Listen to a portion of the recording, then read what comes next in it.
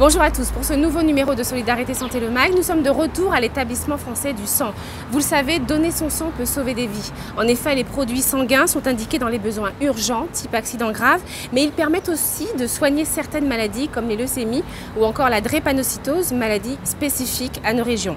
Cette semaine, notre invitée, Madame Céline Bad, responsable du service de la préparation des produits sanguins, nous expliquera tout sur le parcours d'une poche de sang. Vous verrez ainsi que le sang collecté suit une procédure qui le conduit en toute sécurité du donneur au receveur.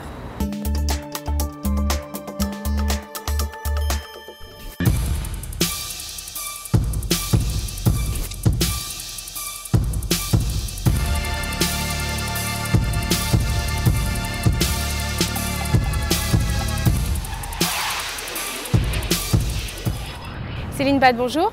Bonjour Valérie. Vous êtes donc la responsable du service de la préparation des produits sanguins. Tout d'abord, quelle est la première étape pour le donneur avant la collecte de sang?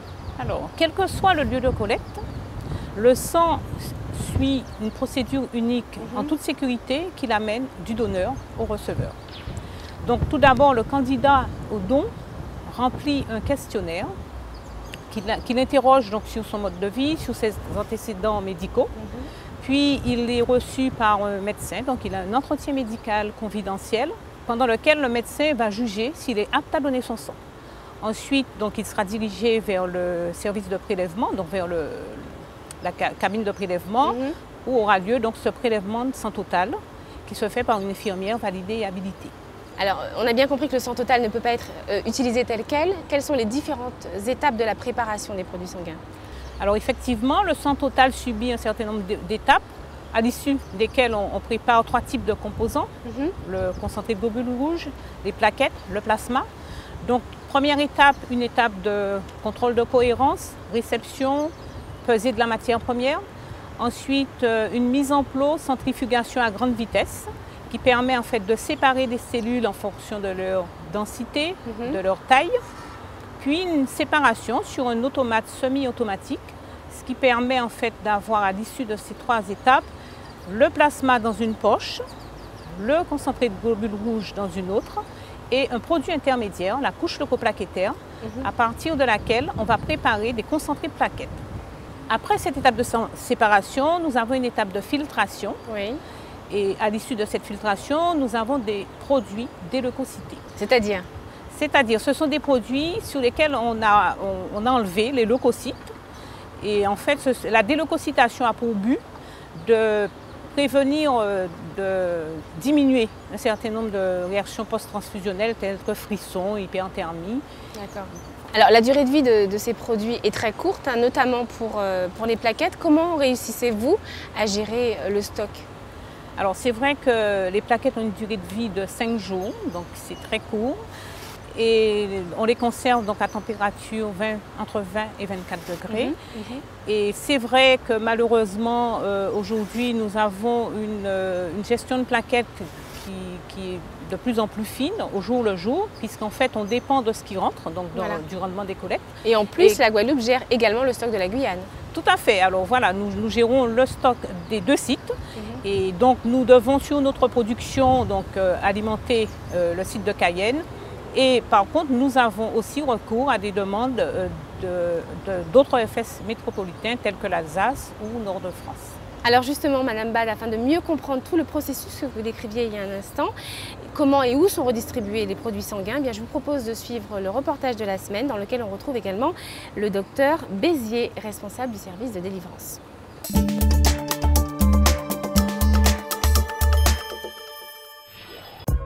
Ici, on reçoit donc les collectes des différents sites. Première étape, réception, contrôle de cohérence. Donc, une réception informatique des différents produits. On ne transfuse jamais une poche de sang telle qu'elle a été prélevée. Après la réception informatique, nous avons une mise en plot. Alors, vous constatez qu'on n'ouvre jamais le dispositif.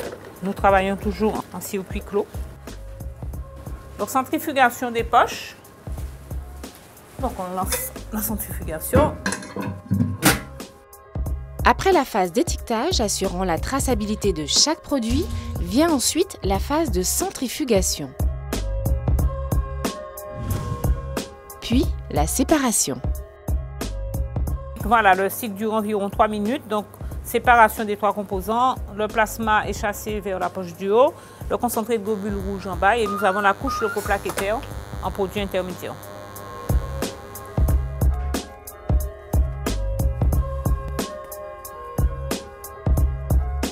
Donc ici, c'est la filtration, donc la déleucocytation des concentrés de globules rouges. Alors, après la séparation et la filtration, 3 produits. Le concentré de globules rouges qui a été déleucocyté, le plasma et le concentré plaquettaire.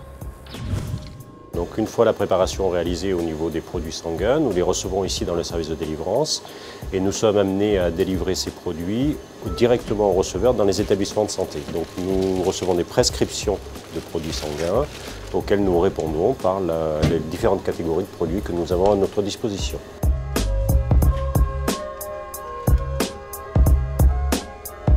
Les services les plus demandeurs sont les services de chirurgie, les urgences bien entendu, puisqu'ils reçoivent beaucoup de pathologies de type hémorragique. Et en 3e lieu, les services qui s'occupent des patients drépanocytaires. Justement, pour les malades drépanocytaires, le besoin en globules rouges est très important? Oui, tout à fait. Ça fait partie effectivement des traitements de base de la drépanocytose, puisqu'il faut remplacer les globules rouges malades de ces patients, souvent des enfants ou des patients assez jeunes, de façon régulière pour que l'oxygénation dans les tissus puisse se faire de façon tout à fait normale. Tous les groupes sanguins sont indispensables pour couvrir les différents besoins des services hospitaliers du territoire. On a la capacité de donner le bon produit au bon malade à chaque instant. Alors ceci nécessite une organisation en termes de préparation qui suit la collecte des produits sanguins directement sur notre département. Et nous avons également une part de nos produits qui est acheminée de métropole.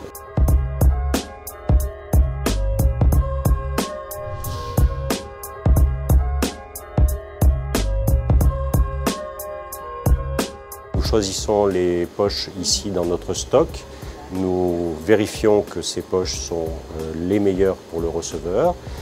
Elles sont acheminées donc à notre plus grand partenaire à l'heure actuelle, qui est le centre hospitalier universitaire, bien sûr, de Pointe-à-Pitre, dans le service demandeur, par les agents transporteurs de sang du centre hospitalier. Dans un véhicule bien spécifique. Voilà, il y a des conditions de transport qui sont vraiment extrêmement strictes et qui sont régies par un arrêté ministériel, et auquel on ne peut pas déroger. On a des pratiques à respecter pour que les produits ne subissent aucune altération au cours du transport.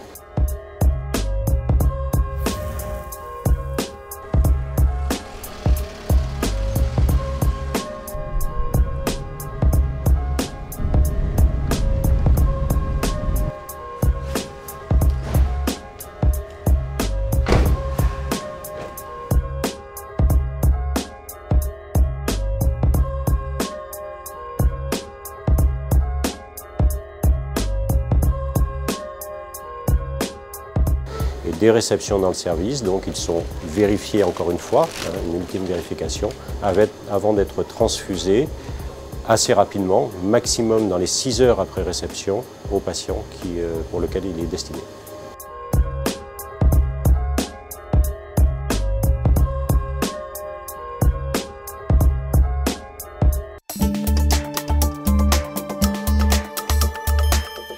Si les analyses effectuées sur les produits sanguins présentent une anomalie, que se passe-t-il?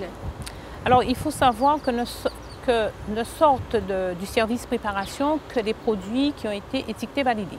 Donc, si effectivement on décèle un marqueur positif ou alors une anomalie de groupage, nous ne pouvons étiqueter la poche. Et bien sûr, dans ce cas-là, la poche est écartée du circuit transfusionnel et elle est détruite de façon informatique et physique, avec une traçabilité du motif de destruction. Les produits sanguins doivent être renouvelés régulièrement. Pour finir, quel est le message que vous aimeriez faire passer pour sensibiliser les donneurs potentiels? Les produits sanguins ont une durée de vie courte, mais il faut savoir que chaque produit a une durée de vie bien appropriée. Donc les concentrés de globules rouges ont une durée de vie de 42 jours. Le plasma a une durée de vie d'1 année, donc ça se conserve congelé à une température inférieure à moins 25 degrés. Et par contre, les plaquettes ont une durée de vie de 5 jours. Et c'est vrai que là, idéalement, serait qu'on ait la possibilité régulièrement de récolter suffisamment de poches en amont, des poches de sang total, pour nous permettre de préparer suffisamment de plaquettes pour répondre aux besoins déjà de notre site de Pointe-à-Pitre et si possible de notre site de Cayenne. Merci beaucoup Madame Bade. Merci Valérie. Retrouvons tout de suite notre rubrique Le saviez-vous qui fait le point justement sur les besoins spécifiques des personnes drépanocytaires. Rappelons que cette maladie génétique se caractérise par l'altération de l'hémoglobine. C'est la protéine qui assure le transport de l'oxygène dans le sang.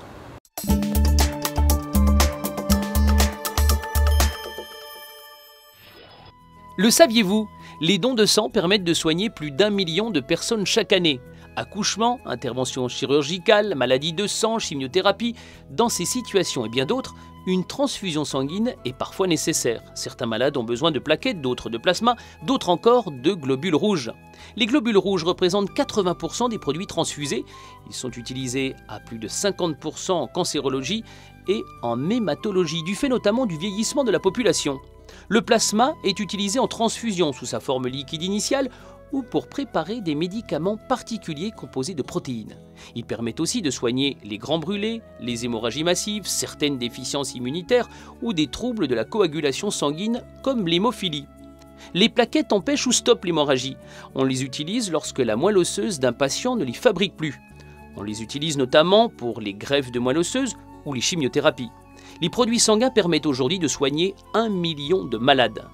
Pour que chacun soit soigné, nous avons besoin de tous.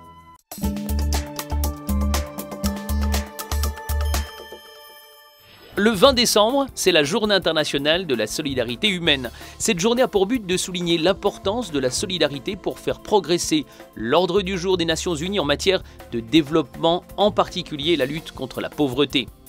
Je vous rappelle les lieux et dates de collecte de l'EFS aux horaires suivants. N'oublions pas, donner son sang, c'est un acte généreux, solidaire et responsable. Comme d'habitude, l'adresse mail de l'émission à votre disposition, solidaritésantélemag@gmail.com pour nous laisser tous vos commentaires, questions ou informations à communiquer.